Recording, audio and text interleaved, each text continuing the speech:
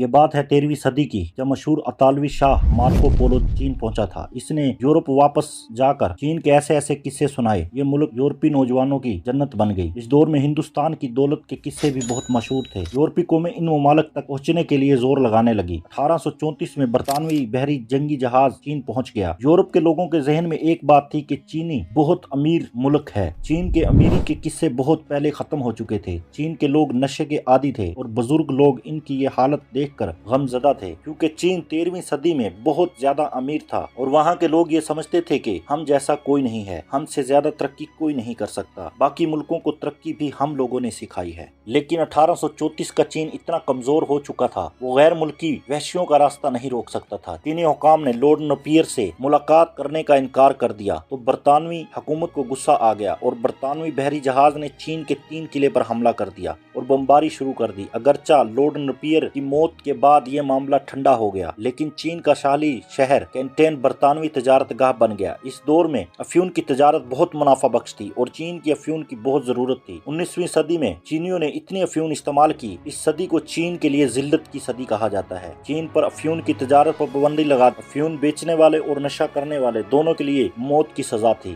جب برطانیہ نے افیم کی تجارت شروع کی تو چینی بہت پریشان تھے، تو چینیوں نے برطانیہ کو سبق سکھانے کا فیصلہ کیا۔ اپنے ماضی کی وجہ سے چین کو یہ لگتا تھا کہ وہ برطانیہ کو اب بھی شکست دے سکتا ہے، لیکن یہ ان کی غلط فہمی تھی۔ 1840 میں چینی حکام نے افیون سے بھرے 40,000 صندوق تباہ کیے، 2,000 ٹن افیون تباہ کر دی۔ اس سے چین اور برطانیہ کے تعلق خراب ہو گئے۔ اس سے یہ ہوا کہ برطانوی بحری جہاز کے سپاہی نے چینی شہری کو قتل کر دیا، جبکہ چینی حکام نے چینی قانون کے تحت مقدمہ چلانے کا فیصلہ کیا تو برطانیہ حکومت کا غصہ عروج پر پہنچ گیا۔ برطانوی حکومت نے چین پر حملہ کر دیا۔ اس دوران چین کو بدترین شکست ہوئی۔ 1842 میں برطانوی حکومت نے چین سے ایک معاہدے پر زبردستی دستخط کروائے، جو چین کے لیے انتہائی ذلت آمیزہ تھا۔ معاہدے کی ایک اہم شرائط یہ تھی کہ چین ہانگ کانگ کا جزیرہ برطانیہ کے حوالے کر دے گا۔ مزید 5 بندرگاہوں کو برطانیہ سے تجارت کے لیے کھول دیا جائے گا۔ چین میں آنے والے برطانوی سامان پر ٹیکس کم سے کم ہوگا۔ برطانیہ کو چین میں اپنا سفارت خانہ کھولنے کی اجازت دی جائے گی۔ یہ معاہدہ انگریزی اور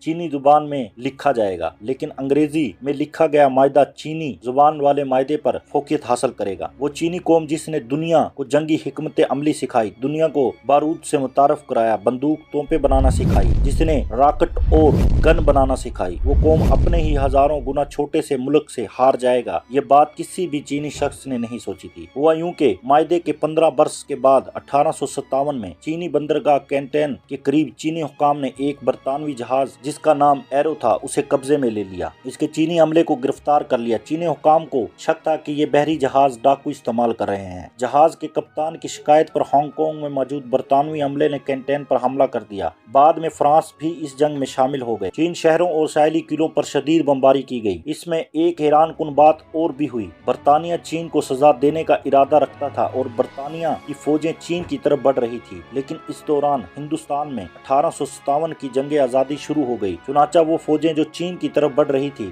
ان کو ہندوستان بھیج دیا گیا۔ یوں چین ایک بڑے حملے سے بچ گیا۔ البتہ جنگیں جاری رہی۔ برطانیہ اور فرانسیسی فوجوں نے کینٹین شہر کے علاوہ چینی دارالحکومت پر بھی قبضہ کر لیا۔ چینی شہنشاہ زیان فین دارالحکومت سے فرار ہو گئے۔ چین نے پھر شکست قبول کی۔ برطانیہ نے چین سے پرانے معاہدے کی جگہ ایک اور نیو معاہدہ کر لیا۔ اس معاہدے کی شرائط چین کے لیے اور بھی ذلت آمیز۔ اس شکست کے بعد چینی حکومت اتنی کمزور ہو گئی، اس نے دوبارہ کبھی بھی عالمی طاقتوں کو چیلنج نہیں کیا، لیکن عالمی طاقتوں نے چین کے ٹکڑے ٹکڑے کرنے کا فیصلہ کیا اور اپنا سلسلہ جاری رکھا۔ 1884 میں فرانس نے ویتنام پر حملہ کر کے اس کو چین سے چھین لیا۔ سب سے بڑی شکست بحری جنگ میں ہوئی۔ ایک فرانسیسی بحری بیڑے نے چین کے 10 سے زیادہ بحری جہاز صرف 1 گھنٹے میں تباہ کر دیے۔ اس زمانہ میں یہ حالت تھی، چین بڑی طاقتوں کے لیے پیزا بن چکا تھا جس کی الگ الگ حصے کیے جا رہے تھے۔ برطانیہ، فرانس، جرمنی، اٹلی، جاپان، روس اور امریکہ نے اپنی اپنی مرضی کے علاقے منتخب کر لیے تھے اور عملی طور پر ان علاقوں پر وہی قابض تھے۔ چین کو نام کی حد تک آزادی حاصل تھی، کیونکہ بڑی طاقتوں کے لیے چین کے پورے رقبے پر قبضہ کرنا ناممکن تھا، اس لیے انہوں نے تمام ساحلی علاقوں پر اپنا کنٹرول کر لیا۔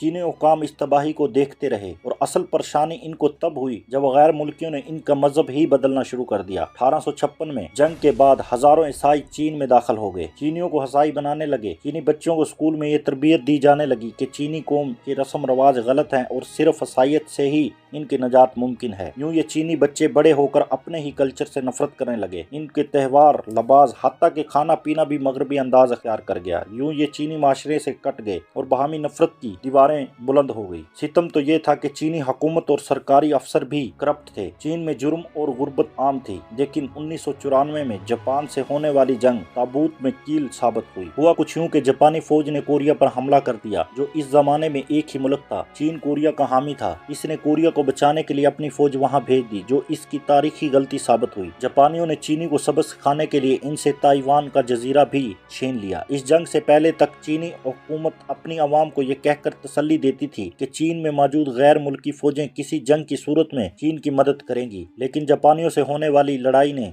ये खुशफहमी खत्म कर दी। गैर मुल्की ताकतें बज़ाहिर तो चीन के साथ और जापान के खिलाफ थी, लेकिन अमली तौर पर इन्होंने चीन की कोई मदद नहीं की। चीन की मदद के लिए अमरीकी, बरतानवी बहरी बेड़े आए तो ना ही पैदल फौजी पहुंचे, बल्कि इनके ममालिक की फौजें चीन में मौजूद थी और बरतानवी और अमरीकी फौज ने जो हथियार चीन को दिए थे वो बेकार थे। मिसाल के तौर पर बहरी जंग के दौरान चीनी एडमिरल एक जर्मनी जंगी जहाज इस्तेमाल कर रहे थे। जब जहाज ने पहला गोला फायर किया तो इसका डक टूट गया और एडमिरल नीचे गिरकर जख्मी हो गया। सोने पे सुहागा इस जंग के 2 साल बाद 1897 में जर्मन फौज ने चीन की 2 बंदरगाहों पर कब्जा कर लिया। अगले वर्ष बरतानिया ने चीन को मजबूर करके हांगकांग का इलाका तो पहले ही इनके कब्जे में था, मजीद 99 वर्ष की लीज पर अपने नाम कर लिया। 62 साल की अफ्यूम के नशे में गलतियों से चीनी अवाम ने सबक सीख लिया था कि आलमी ताकतें किसी की दोस्त नहीं होती, बल्कि हर मुल्क अपने मफादात के मुताबिक ही फैसला करता है। इसलिए गैर मुल्की ताकतों के भरोसे पर मुस्तकबिल की मंसूबाबंदी करना बेवकूफ़ी है। सिर्फ अपने जोर बाजू का भरोसा ही असल भरोसा है। बक्सर इनकलाब क्या था? चीन का इनकलाब कैसे चंद सौ लोगों के हाथों में पूरी तरह पिट गया? चीनी मलका ने अपने ही शहरी क्यों कत्ल करवाए?